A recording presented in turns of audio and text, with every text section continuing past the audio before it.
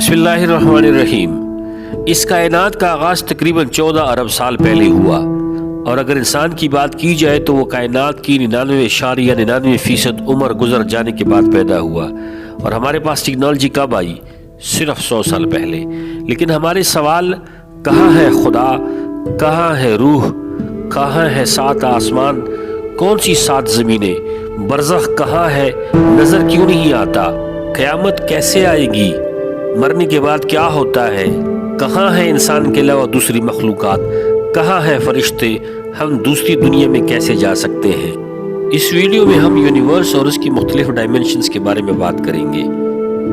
سن 1961 میں ایک تجربہ ہوتا ہے جس کا نام ڈبل سلٹ ایکسپیریمنٹ ہے۔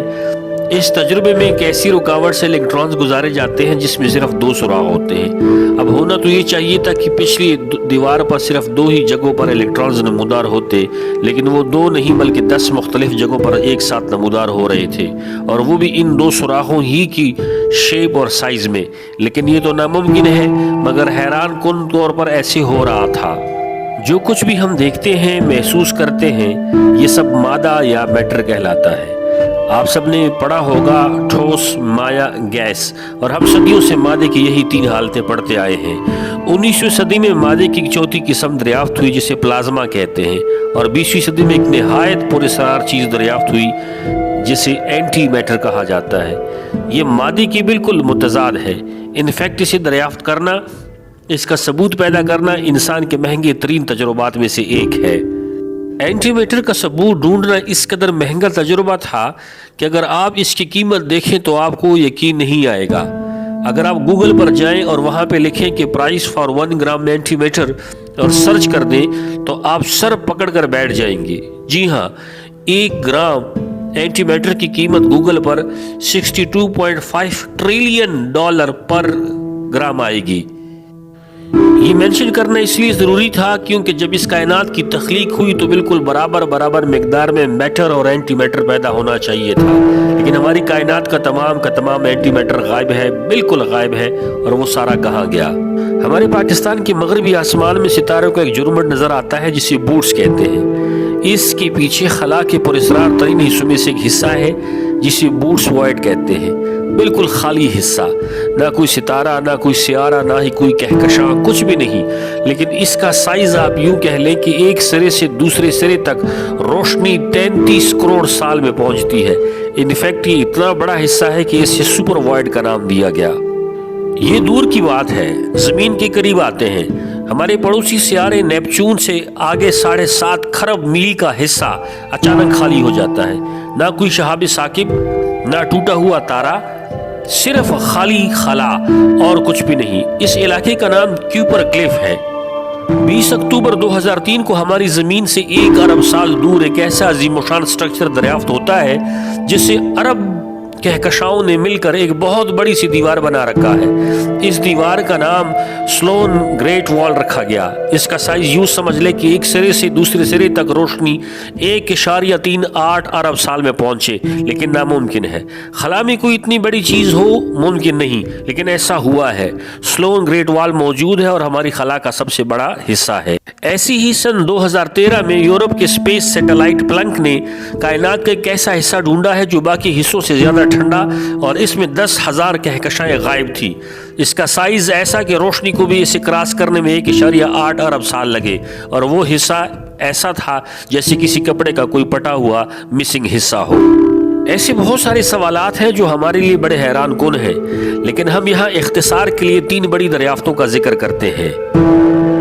پہلی دریافت سن 1884 میں لارڈ کیلون نے کی تھی، وہی دریافت 1932 میں جان آٹ نے کی، اور وہی دریافت 1933 میں فریڈز نے کی کہ بعض سیارے ایسے ہیں جن پر موجود وزن ان کے اپنے وزن سے 400 گنا زیادہ شو ہو رہا ہے۔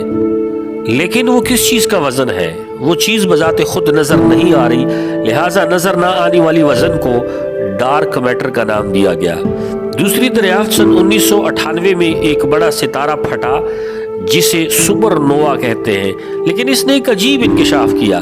ستارے کی آگ کو جتنی تیزی سے خلا میں پھیلنا چاہیے تھا وہ اس سے کہیں زیادہ تیز رفتاری سے پھیل رہی تھی، اور وہ واحد ثبوت تھا کہ کیسی قوت کا جو ہماری کائنات کو سب سے بڑے پیمانے پر افیکٹ کر رہی ہے۔ یہ قوت ہماری کل کائنات کا 68% حصہ ہے۔ ویکیپیڈیا پر اس کی نیچر اننون لکھی ہے۔ یہ دیکھنے میں کیسی ہے؟ اننون ہے۔ یہ کن چیزوں پر افیکٹ کر رہی ہے؟ اننون ہے۔ اور صرف اتنا پتہ چل سکا ہے کہ یہ موجودہ ہے، البتہ اتنی بڑی قوت کا مقصد کیا ہے؟ اس ڈارک میٹر اور ڈارک انرجی دونوں نے مل کر ہماری کائنات کا 85% حصہ مل کر بنایا ہے۔ سادہ الفاظ میں ہم کہہ سکتے ہیں کہ ہمارے ارد گرد 85% کیا چل رہا ہے، ہمیں اس کا نہیں پتا۔ 2018 اسٹیو ہاکنگ اپنی کتاب میں لکھتے ہیں کہ خلا میں چیزوں کا اچانک غائب ہونا، الیکٹرانز کا 2 کے بجائے 10 جگہوں پر ایک ساتھ نمودار ہونا، ڈارک انرجی، ڈارک میٹر اور زمین سے آنے والی یہ نیوٹرانز، ان سب کو ملا کر صرف ایک ہی نتیجہ نکالا جا سکتا ہے کہ ہمارے علاوہ بھی کوئی عالم بالکل ہمارے ساتھ ساتھ ہماری آنکھوں سے اوجھل اور ہمارے متوازی چل رہا ہے، اور اس نظر نہ آنے والے عالم کو پیرلل یونیورس کہا جاتا ہے۔ یہ کنسپٹ اتنا پرانا ہے کہ تقریباً تمام مذاہب اور فلسفوں میں اس کا ذکر کہیں نہ کہیں موجود ہے۔ ہماری کائنات میں جو کچھ ہمیں نظر آ رہا ہے، جو کچھ ہماری مشینری دیکھ سکتی ہے، جہاں تک ہماری نگاہ جاتی ہے، سب ہمارا ہبل والیوم کہلاتا ہے۔ اسے ایک بہت بڑی گیند کی شکل میں تصور کر لیں تو ہم اپنے ہبل والیوم کا صرف 15% حصہ اسٹڈی کر سکتے ہیں، کیونکہ ہم 3 ڈائمینشنز کے اندر قید ہیں۔ ہماری کل پہنچ صرف آگے پیچھے، اوپر نیچے، دائیں بائیں حرکت تک محدود ہے۔ اس کے علاوہ ہماری اس کائنات میں ایسی ڈائمینشنز موجود ہیں جس میں ہونے والے واقعات اور اس میں پائی جانے والی مخلوق ہمارے ادراک سے باہر ہے۔ ہمارے متوازی دنیا میں کون سی مخلوقات اور واقعات جنم لے رہے ہیں؟ کیا جنات اور شیاطین بھی ایک علیحدہ ڈائمینشن میں موجود نہیں؟ سورہ اعراف کی آیت نمبر 27 میں آپ نے پڑھا ہوگا کہ شیاطین اور اس کے گروہ تمہیں وہاں سے دیکھتے ہیں جہاں سے تم انہیں نہیں دیکھتے۔ یقیناً کچھ دنیایں تو ہمارے ارد گرد ہی مختلف ڈائمینشنز میں موجود ہیں، لیکن ہماری کائنات میں شاید 6 سے زیادہ ڈائمینشنز نہ ہوں، کیونکہ یہاں پر فزکس کے قوانین کافی حد تک پریڈکٹیبل ہے۔ البتہ ہمارے ہبل والیوم کے باہر کون سی ڈائمینشن اور فزکس کے کون سے قوانین لاگو ہیں، سائنس کے ذریعے سے شاید ہم سوچ بھی نہیں سکتے۔ اور شاید اسی لیے سورہ رحمان کی آیت نمبر 33 میں آیا ہے کہ اے جن و انس کے گروہو، اگر تمہیں قدرت ہو کہ زمین اور آسمان کے کناروں سے نکل سکتے ہو تو نکل جاؤ، اور تم نہیں نکل سکتے سوائے خصوصی اجازت کے۔ لیکن مزید کی ایک اور بات، دوسری دنیاؤں کی سب سے واضح اور حقیقی جھلک تمام ادیان کے مقابلے میں ہمیں اسلام میں ملتی ہے۔ آپ کو یاد ہوگا کہ سورہ بقرہ کی ایک آیت میں اللہ تعالیٰ نے مچھر کی ایک مثال بیان کی تھی۔ اس پر جھٹلانے والوں نے بڑا مذاق کیا تھا کہ اللہ تعالیٰ اتنی چھوٹی چیز کی مثال کیوں بیان کر رہا ہے۔ آپ سائنس اور فلسفے کے ایک اصول ایکم ریزرز کے واقف ہوں گے۔ آسان الفاظ میں اس اصول کے مطابق جواب ہمیشہ چھوٹی چیزوں میں دھیان دینے پر ملتا ہے، اور ایسے جب ہم نے مادے کی چھوٹی اکائی یعنی ایٹم اور الیکٹرانز پر دھیان دینا شروع کیا تو ہمیں ٹریسز ملنا شروع ہوئے کہ اس اسکیل پر تو ہمارے لا آف فزکس کی دھجیاں اڑتی نظر آ رہی ہیں۔ یہاں تو اشارے ہی دوسری دنیا اور کائنات کے حوالے سے مل رہے ہیں۔ الیکٹرانز اپنے مدار میں گھومتے اچانک غائب ہو جاتے ہیں، اچانک سامنے آ جاتے ہیں۔ آپ کو یاد ہوگا بگ بینگ کے دوران جتنا بھی میٹر پیدا ہوا اس کے برابر اینٹی میٹر پیدا ہوا ہوگا، لیکن وہ سب کا سب کہاں ہے کوئی نہیں جانتا۔ کم از کم وہ اس کائنات میں نہیں ہے، کیونکہ اگر وہ ہماری کائنات میں ہوتا تو اب تک ہمیں علم ہو جاتا، کیونکہ میٹر اور اینٹی میٹر کے کنٹیکٹ میں آتے ہی ایک زوردار دھماکہ ہوتا ہے۔ اس سے انتہائی طاقتور گیما ریز خارج ہوتی ہیں، لیکن اینٹی میٹر ایک حقیقت ہے اور 1995 میں پہلی مرتبہ سیرن لیبارٹری میں بنایا گیا، لیکن مصیبت یہ تھی کہ اسے کہاں رکھا جائے، کیونکہ اس نے کسی بھی عام میٹر کے ساتھ کنٹیکٹ میں آتی ہی دھماکہ کرنا تھا۔ لہٰذا پننگ ٹریپ نامی ایک خاص ڈیوائس بنائی گئی جو ہوا سے خالی تھی، اور اس میں الیکٹرو میگنیٹک فیلڈ کی قوت سے اینٹی ہائیڈروجن کو 17 منٹ تک سیرن نامی لیبارٹری میں پریزرو رکھا گیا۔ سورہ بنی اسرائیل میں اللہ تعالیٰ نے فرمایا کہ ہم نے بنی آدم کو اپنی بہت سی مخلوقات پر فضیلت دی۔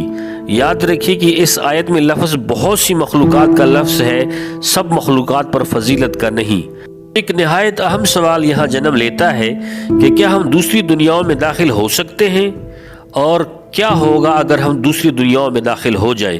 اس کا جواب ہم دوسری ویڈیو میں تلاش کریں گے۔ تب تک کے لیے اللہ حافظ۔